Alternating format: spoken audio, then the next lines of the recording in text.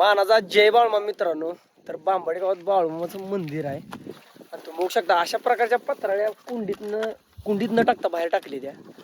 कुठे पण आपण बाळूमाच्या दरबारात गेलो महाप्रसाद घेतला पत्रावळी कुंडीमध्ये टाका. कुंडी असते किंवा टॉली लावलेली असते. आता तुम्ही बघू शकताय आज कुठल्या तर भाविक भक्तानं बाटली पाण्याची म्हणजे बिस्लरी दिली होती प्रसादासाठी. तर त्यांनी काय केलं मित्रांनो, संपूर्ण इथं परिसरात आहे की नाही सगळ्या अशा बाटल्या टाकलेल्या.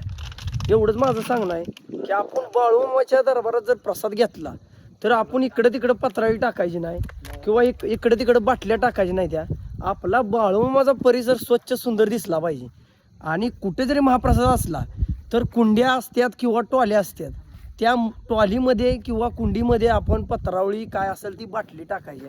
असं मामाच्या दरबारात घाण करायची नाही. कोणी नाही बघितलं तर देव बघत असतो या.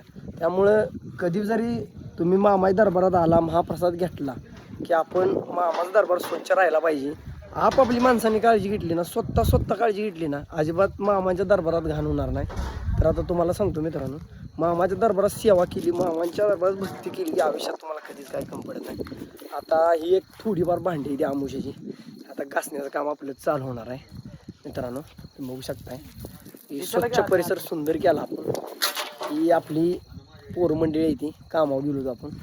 मानाचा जय बाबा.